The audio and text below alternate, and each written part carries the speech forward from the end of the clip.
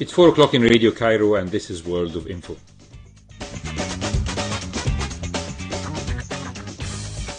We are coming live from Studio 3, and this is the World of Info as usual on Thursdays from FM 95.4 Radio Cairo. Our direct line is 2578-9407, and today is the World of Books. My name is Dr. Amr MABROUK. Dua Muhammad is at the controls, and today, in a beautiful start, I really consider this to be the start of autumn, because the weather is getting better. And when the weather is getting better and you have more time to read, I hope. So today we are presenting 3 books, and the rule of the game is well known. We've tried and we've played this game several times with you, our dear listeners, and this is usually, should we read this book, toss it or skim it? And usually, since I've read the books, I always am biased. I don't continue reading a book if it is not, if it deserves to be tossed. I can't waste my time on reading books that deserve not to be read. So yes, the 3 books of today deserve to be read. So welcome, my friends, to the World of Info from Radio Cairo. Yes, these are stimulating voices and notes and songs coming from Radio Cairo to bring on a lot of enthusiasm for the next part of the program, which is the World of Info and the World of Books. And today we are talking about 3 books. The name of the books are Chasing the Light by Oliver Stone, The Eternal Nazi by Nicholas Kulich and Saad Mehmet, and The Great Influenza, The Story of the Deadliest Pandemic in History by John Barry. Yes, 3 books, and the 3 books deserve to be read. So we have to go right away, because the authors of these 3 books have really made a very valuable research. They have dug deep to get the info that is stationed in these books, the 3 books. Every note and every page and every single line shows that these authors were very dedicated to write the books and to give us, as the readers, information about the subject. And let's start right ahead with Oliver Stone. Wow, that's a man. That's a very talented man. And he has chosen the title of his book, Chasing the Light. And yes, when we talk about Oliver Stone, we will all remember his very famous film, Platoon. And we will remember also a lot of films to go, and his extravagant work of doing writing and reading. And he is a writer. He started as a script writer. He was not into the movie business through directing from the start, but he was a script writer. And wow, Scarface, who could forget Scarface, which he was the main script writer for it, or Salvador, which was his first really serious movie, and Platoon, the dream of his life, and the miracles go on. So how can we understand this very complicated character of Oliver Stone? Well, we have to go to Oliver Stone himself and ask him about how he was able to succeed in such a competitive business, and how he prepared himself to be one of the most decorated, if we use the expression, decorated with Oscars and with the world people, world around fans all over the world. And yes, he is a decorated American citizen. He has a Purple Heart because he was injured back in Vietnam War. And yes, he was also decorated for his bravery, having a Bronze Star, which is the 3rd most important decoration in the American Army. Wow. So, who is Oliver Stone?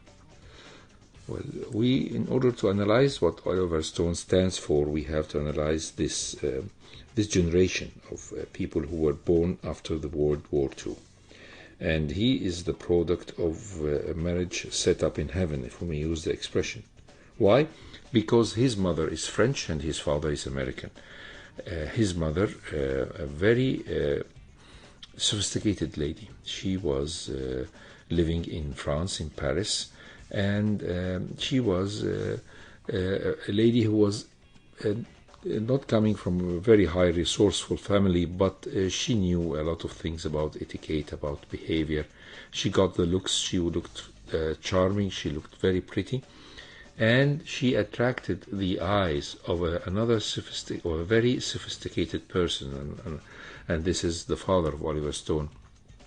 And Mr. Stone was a colonel in the American Army, and yes, how he was able to join the war efforts with the United States Army and become a very up till his last moment, a real, very much dedicated Republican, a man who always had the dividing the world between white and black, and white and gray. There is no gray color in the life and times of the father of Oliver Stone.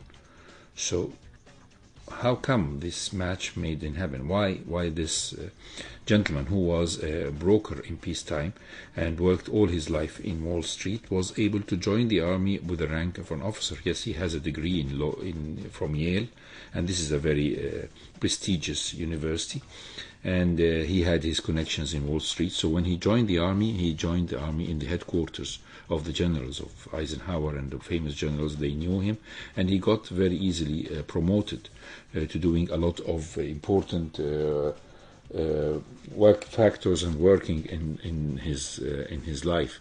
So yes, the man was a very special man. And when he saw this French lady in Paris after the liberation of Paris from the Nazis, he has fallen in love, and he decided to marry this French lady. Why?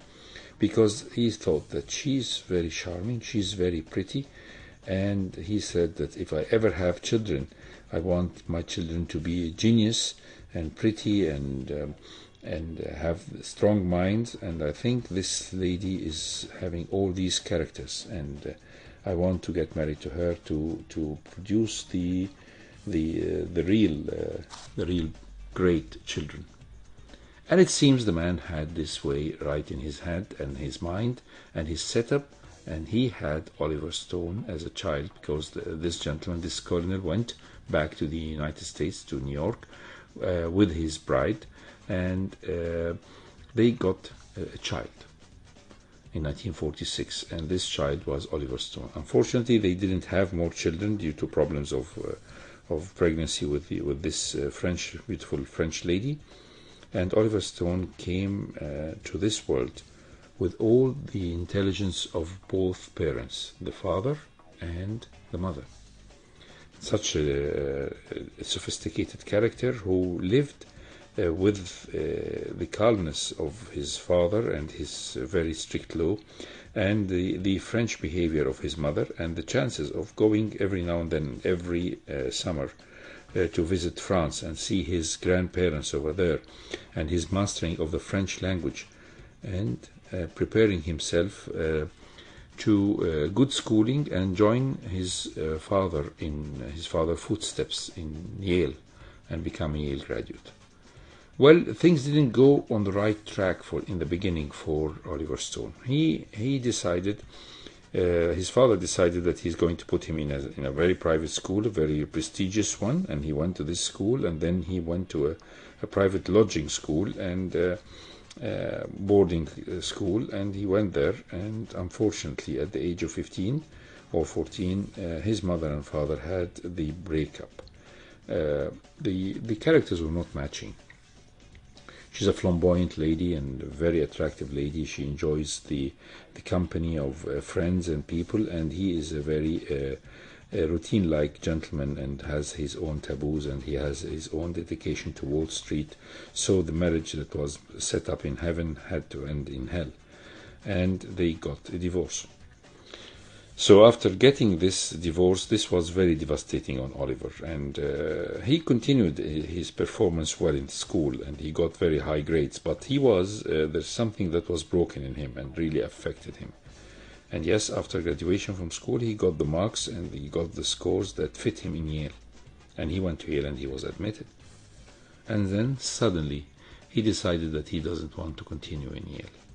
So he decided to have a sabbatic year. Yes, a sabbatic year from Yale.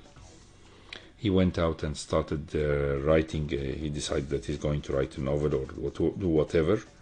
And then the sabbatic year was followed by a year that he decided that he's going to work as a teacher. Where? In Vietnam, South Vietnam.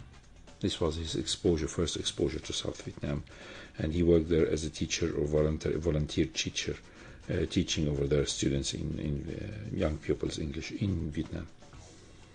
And after finishing this small short tenure, he went back home through working as a sailor. Yes, a sailor in commercial fleet, going back to New York, riding a ship and working in the lowest possible scale for a sailor in the commercial navy. And this is very highly traumatic. After he came from this sabbatic year, he decided that he's going to go back to Yale. 2 or 3 months he got fed up, and he decided that he's going to drop that. And he enlisted in the army in the peak of Vietnam War. What made him do that? He doesn't have a real explanation.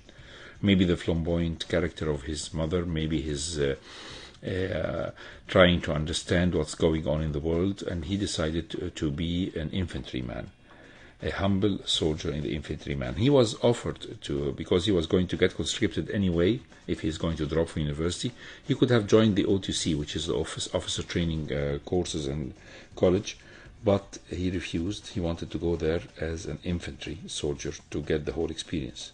That's what we call usually nuts. He went to the war, and the product of the war was Oliver Stone that we know of today.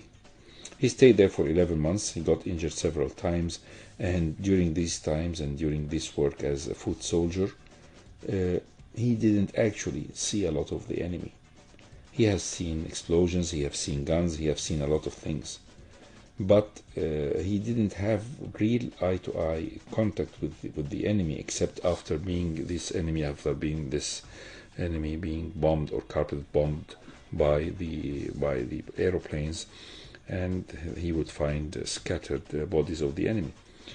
How far did he survive that? Nobody knows, and he really doesn't know. One day he was involved in a skirmish, and a sniper was in one of these foxholes, started shooting at them and injuring his fellow soldiers. And he doesn't know up till now what made him and pushed him to go to this foxhole and drop at him a hand grenade that wiped this soldier, the enemy soldier, from the ground, and saved the life of the rest of the platoon. And within very few weeks after this incident, which was reported by his comrades, he received a Bronze Star and honorable discharge from the army, going back to the United States. When he went to the United States, he had his encounter before during Vietnam with a lot of drugs and marijuana and cocaine and everything. So when he went going in a bohemian life in the United States, reaching Mexico and going back from Mexico with a bag of marijuana, he was stopped and searched in the American customs, and sent to jail. Yes, Oliver Stone stayed for a time in jail after coming as a decorated hero. And this is actually what we call the PTS, or the post-traumatic syndrome, that happened to, or the shell shock syndrome that was diagnosed, or not yet confirmed the diagnosis of it after the war. These youngsters have seen a lot, have been seen their friends and colleagues and all the atrocities made in front of them, and they really passed into severe psychological trauma that changed their lives forever and changed their modes forever. Today the PTS is well defined, but at that time it was not.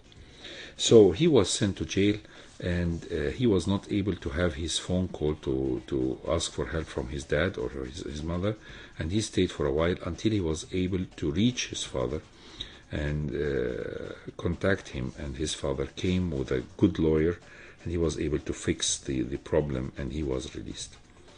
So Oliver Stone, this is what we call the preparation years. How can such a man leading a very strange, nasty life change into one of the most famous cinematographers and script writers and the directors of the United States movies and the world movies? This is really very much complicated. So when we go and see Oliver Stone, how he behaved, he went back to New York, And suddenly he decided to straighten up his life. He decided that he's going to write a book or a novel about his experience. And he started to foresee the fact that he can do a script about Platoon, the movie. And in order to polish his skills as a writer, he enrolled in the end, after being kicked out of Yale, of course, to NYU, the New York University, which has one of the best cinema schools in the world.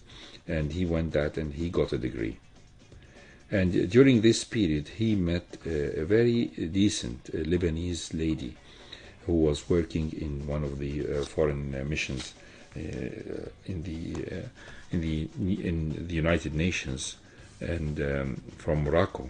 She was working in the Morocco mission, and he has fallen in love with her, and they got married.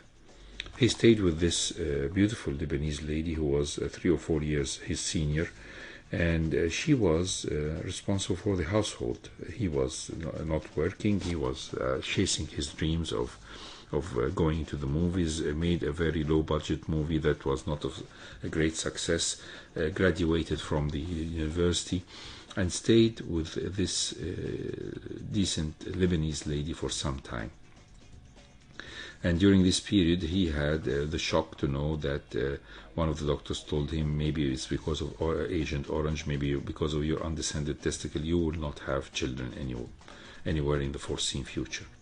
Something broken in the relation, and it ended up that he said that he wants to chase his dreams. He wants to go to California. He wants to go there. And his wife had a very stable life in New York, and he decided to revolt. He left her and then stayed hanging around for New York for some time, and then went to California and started his real career. How things got better and how he became involved in movies, well, this is a very long story. He had a very great talent in writing, and you can feel the writing of Oliver Stone when you read his biography by himself. His prose is very easy to follow.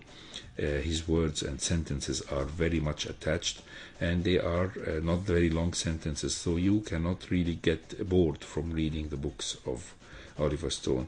And therefore, he started by writing the script of Scarface. When he wrote the script of Scarface, and he got the chance of his life to get a Grammy Award and then to get an Oscar for this beautiful movie, which was very touchy and a great encounter. I mean, it made a lot of hassle in this time. And of course, the Midnight Express is another movie that, although being low budget, but he has done a miracle with this script.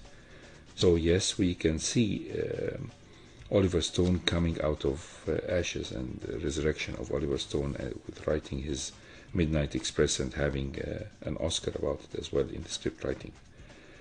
So the man got the talent, and the man got the problems of the PTS, which with drug addiction, with cocaine dependence, and with big problems that he is admitting. And he has met a beautiful lady in California and got married to her, and his life started to be fixed by knowing that he can have children, and he has a son from her. And he started shooting the movie of the first movie, real movie, with a budget that was a very tight budget, and this was Salvador, and it was filmed in Mexico. So when we go through this beginning years, these years that took him from the age of 21, a rebellious young American who went to Vietnam and came back with a lot of scars, with his dream of fulfilling his dream to write and direct the film Platoon, to share a glimpse of glory with Scarface and Al Pacino as a scriptwriter, and to have a chance from Midnight Express to have an Oscar in it in that very early young age, and then directing Platoon. You can really find yourself asking, how was that possible? How can a man with this intelligent mind and this hard times that he has seen during his early age, the scars, the post-traumatic distress that he had through his encounter with Vietnam, or whether as a teacher or as a soldier or in the commercial fleet. I think all this has built a very sophisticated character. A man who is very sharp, very intelligent, and yet is able to correct himself, to get rid of the bad habits of addiction, to survive the stress of Hollywood, and to get more polished. So in the end, when we finish this book, we think to ourselves that we should be very grateful to Mr. Stone Sr., the father, because he was able to choose the right mother, to have such a combination of traits, whether this were French or American, the sharpness and the intelligence and wit and charm of his mother, and her intelligence as well, and her sociability, besides the great dedication of his father to his work, because even in his times of addiction, in his times of trouble, he used to work every day as a writer, and this complete persistence and perseverance, I think he got that from his father. So Oliver Stone, Chasing the Light, a book that has been published recently in March 2020, a good companion for reading and understanding that there is nothing called a coincidence of success.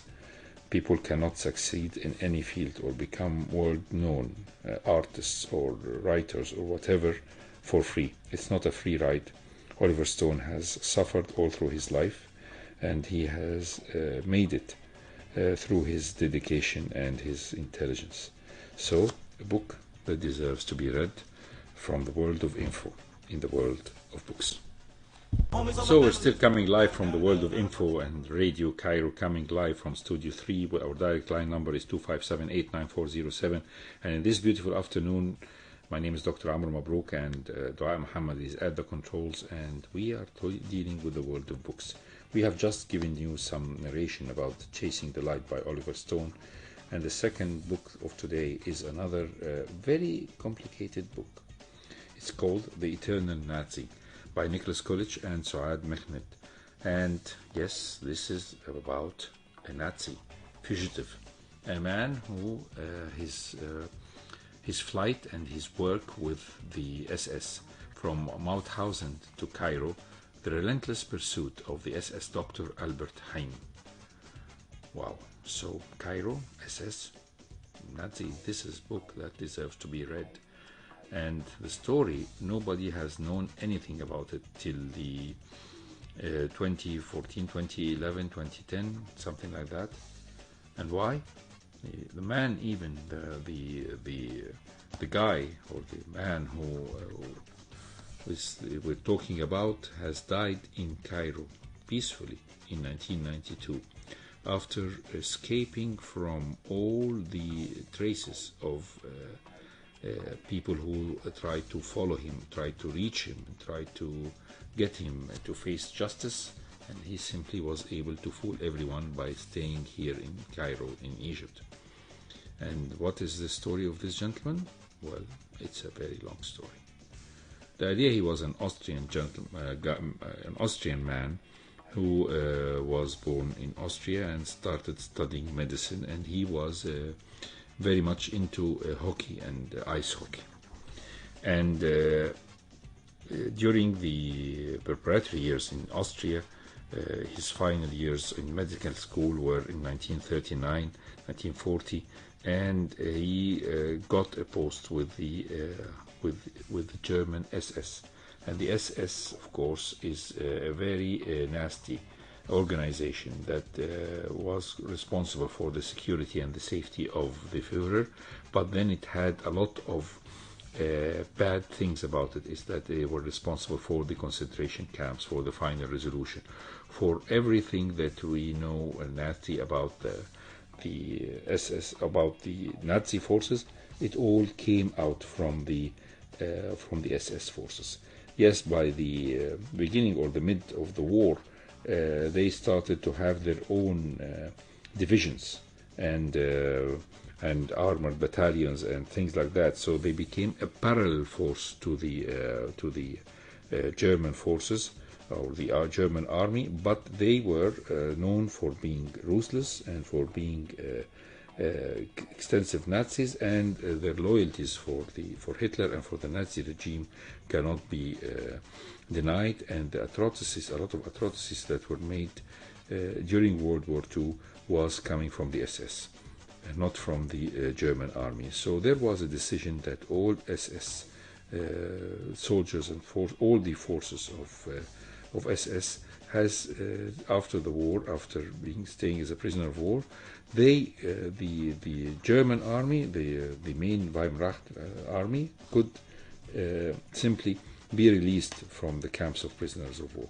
But the SS members have to be examined thoroughly to make sure that these soldiers and officers didn't share in the atrocities or were not members of the concentration camps or the military crimes that against humanities that were made by this organization. So what was Albert Heijn doing in all that? He is enrolled as an officer and a physician in the SS, and during a period of time he was working during his service in a very nasty, ill-reputed concentration camp. And there have been a lot of witnesses who have claimed that they have seen this man performing illegal experiments on human beings and inflicting brutalities on prisoners in the camp and in this concentration camp, whether they were Jews or Slavs or whatever. So he was completely racist, a man working in this camp, responsible for a lot of atrocities. How far this story stood, actually, in the beginning, nobody knew about it, and therefore he stayed in the concentration camp in the prisoner of war camp for some time until he was released in 1947-48, and started going and pursuing his career as a physician and as a hockey player. Where was that? In Austria and in Germany. And nobody, he took a very low-profile career, and he never allowed anyone to have a photograph of him, whether he was acting as a physician or acting as a hockey player. And then he went to Germany, and he started working as a physician over there, met a very beautiful lady and got married to her. And this lady is coming from a rich family whose house and her house, almost like a palace, was not touched in World War II, and his mother-in-law liked him very much, and he acted very humbly and as a very distinguished gentleman, and nobody could really trace that this man is the man who's been accused of all these brutalities. For some time he worked under his name as a physician, as a gynecologist, and had his both children and lived a normal life. And then suddenly rumors started to side out, and a lot of witnesses presented during the trials in the late 50s of the ex-SS members, and search for all the people who were involved in concentration camps, and especially with Eichmann trial and kidnapping and trial in Israel. People started to look back in the old books and old testimonials, and the ring started to get narrow around the neck of Albert Heijn. So suddenly, in 1962, when he felt that he is not going to, he's definitely going to be presented for justice, he disappeared.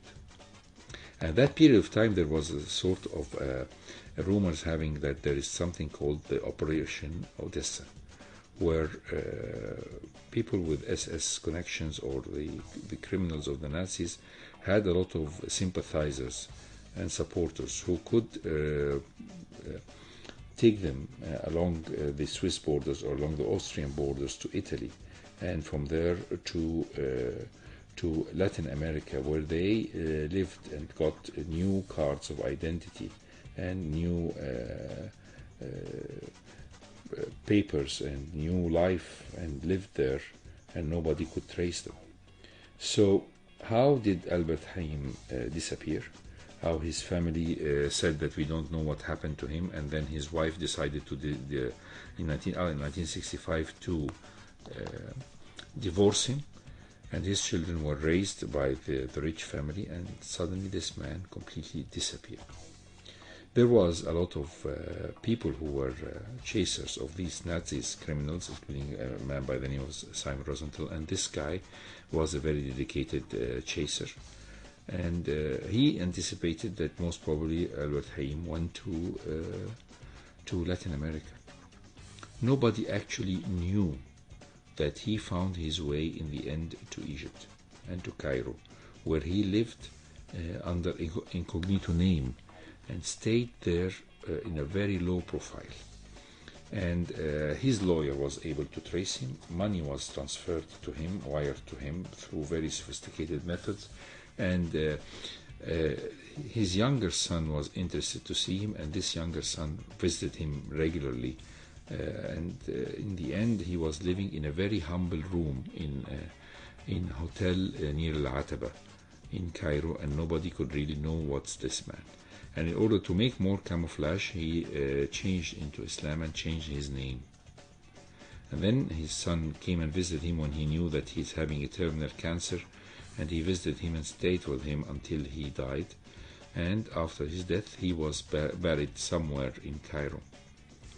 So nobody discovered the true story of Albert Haim, and people thought that he was still alive until the confiscation of part of his possessions and his in Berlin came out, and he was the story started coming out.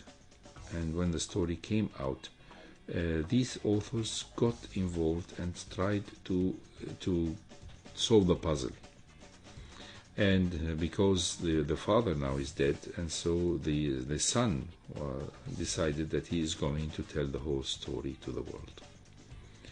So an interesting story, a puzzle that nobody was able to solve until before 2010, when all the information started coming out, and a very dedicated research by both authors about the eternal Nazi, how they were able to trace him, how they were able to find him, and how they were able to get to him.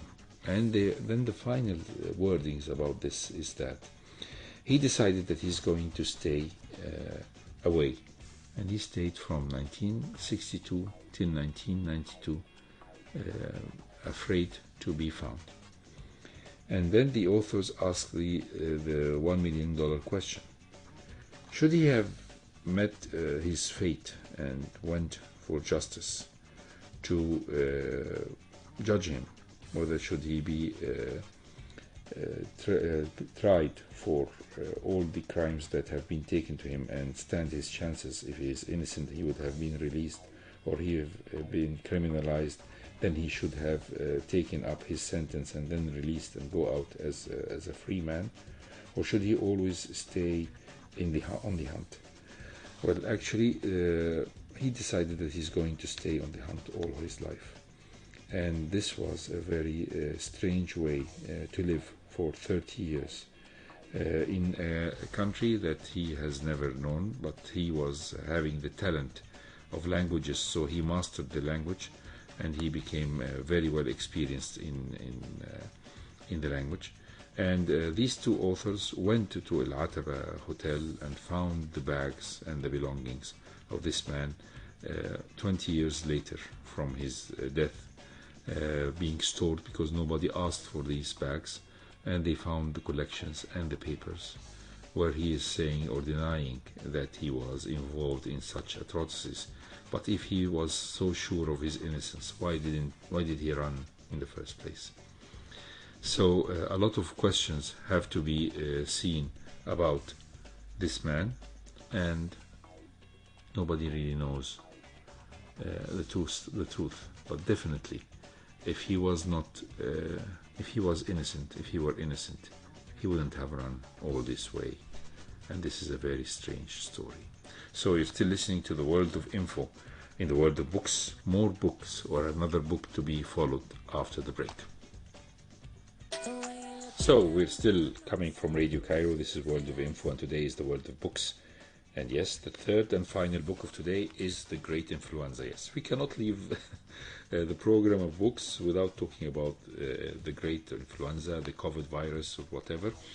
And yes, we have a couple of, maybe a month ago, we have talked about the book of Bulgar, about the Spanish flu in Egypt, and the epidemic of Spanish flu in 1919, and its information that we were really stunned to know from that period. And today we are talking about the Great Influenza and the story of the deadliest pandemic in history, which started actually in 1917. Yes, it's not 1919, or it's not 1918, but it started in 1917, and it started where? In United States of America.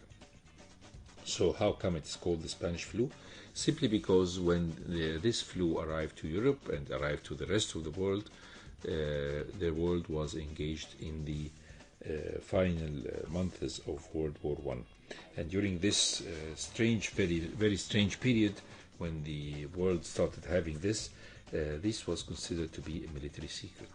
People should not know, the enemy should not know that our soldiers have a flu or have an illness that prevents them from fighting. So no one was releasing any information about this endemic or this epidemic or pandemic, except for Spain, which was a neutral country. And so Spain was giving us the information, giving the world the information about the pandemic, and therefore it was nicknamed the Spanish flu. But it started in the US, and it started in conscripts. The soldiers who got this flu in some of the camps of congregation of the American people. We want to discuss this important point, is that in the World War I, the United States was neutral. Until 1917, Woodrow Wilson, the President of the United States, refused to get into the war. And he was trying as much as possible to apply the policy or the politics of isolation. But he was forced by the attacking of the American ships on the ship Louisiana and the sinking of Louisiana ship, and the start of the submarine warfare from the German side, that he was forced in order to get into the war. In order to get the United States to get in war, Woodrow Wilson said that we should be very much onto the verge and the edge of complete annihilation of the war and winning and getting the victory for the United States. And in order to do that, he has to conscript a lot of young men of the United States and put them under the arms and send them to Europe to get the victory. So there was a big number of camps that were sporadic and centered all over the states of the United States, and these centers were heavily populated by these young men coming from different parts of the United States and from neighboring regions under very unhealthy environment. And so when they started this flu coming to them, they got it, and they were shipped from the United States to Europe. And when they were shipped there, this was in 1917, when the states got into war. And when these were shipped there in May and June, they brought in the infection with them. And the infection was not deadly at that period of time, but it was leading to extensive fatigue in the soldiers. And so when it reached the German side, the Germans did start their offense, and they failed because the soldiers simply were unable to fight. And the same side, on the European side, or in the Allies side, they were also unable to fight. There were a huge number of soldiers who got involved.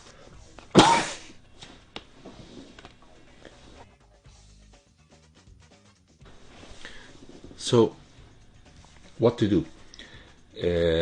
Suddenly, the wave ended. And by the beginning of August 1917, suddenly there was no flu. And Britain said that in 1918, August, that this is the end of the flu and nothing will happen. And this was the first wave. Suddenly, the second wave came. And this was huge. And it started in 1918 September. So the first wave started in 1917 with the Americans going to Europe, and it went on and started to get weaker until the 1st of August 1918. In 1918 September, the 1st of September, the second wave came, which was very deadly. And it swarmed the camps of the recruits, and unfortunately not a single quarantine was made on these troops, and they were sent to the war and sent to other camps, and suddenly the whole world had this pandemic. And no one really knew, didn't have any clue how to treat this ailment. And to treat this ailment started a lot of recipes and remedies. So yes, they used quinine, the famous drug that has been used from the anti-malaria drug, was used among other drugs, and it was effective in dealing with this. So that's why the anti-malaria drug was used again in 2020. And also, they used the serum from horses and the serum from recovering patients in order to treat this ailment. And still people were losing their lives, and it was affecting youngsters. This young soldiers, young men and young women, especially the malnourished ones, they were just falling like flies. What made this wave end in the March or April 1919 was simply because at that period of time the virus do a lot of mutation, and when the virus mutate, they change to maybe a less harmful one. So in the beginning it was a very mild or moderate virus that was not killing the people. Then it mutated to a very deadly one, and then in the end the third wave was starting to be lighter and started going on in 1920 and 1921, but with lesser casualties and lesser death. What interests us in this story is that history has repeated itself, and by 2020 we found this epidemic coming again. And the second important point is that it affected the history of the world. President Woodrow Wilson was a man, a very sophisticated character, and he decided that he is going to take part in the Convention of Peace after the end of war, and that he is going to take an important role in forcing the countries to stop wars and to solve all the problems so that no wars will happen again in Europe or in the whole world. And he was having two counterparts, Lloyd George and Clemenceau. Lloyd George from Britain and Clemenceau from France. Both prime ministers were very hard-minded and stubborn politicians.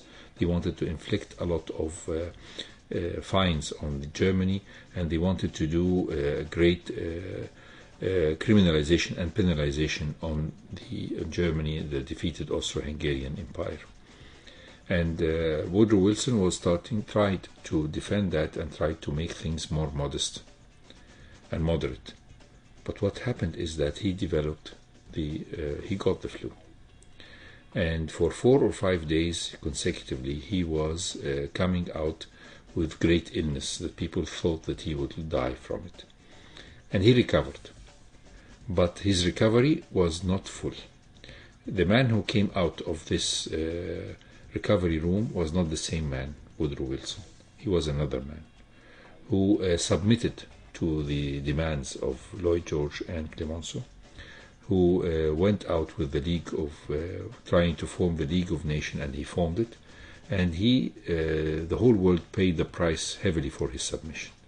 If he had insisted not to inflict all these penalization on Germany, maybe World War II would not have happened. So yes, the Spanish flu has affected the country, and it has affected the world, and it has affected the history. After that, it was proved that during a lot of autopsies and a lot of scientific research, that this flu affected the thinking and the brains of people. And 4 months later, Woodrow Wilson developed a very injuring stroke, and for the rest of his life he suffered, and the policy of his country was run by the people surrounding him, especially his wife. So how the pandemic of the Spanish flu has affected the people of 1919 and affected the history of the world, and affected and caused, probably was one of the causes of World War II, really remains to be studied. So I think we have reached the end of our program for today. We have discussed 3 books: Chasing the Light by Oliver Stone, The Eternal Nazi by Nicholas Klitsch and Suad Mehmet, and The Great Influenza, The Story of Deadliest Pandemic in History by John Barry. The World of Books came live from Studio 3 and from the World of Info. My name is Dr. Amr MABROUK. Dua Muhammad was at the controls, and we'll hope to see you next week with more food for thought.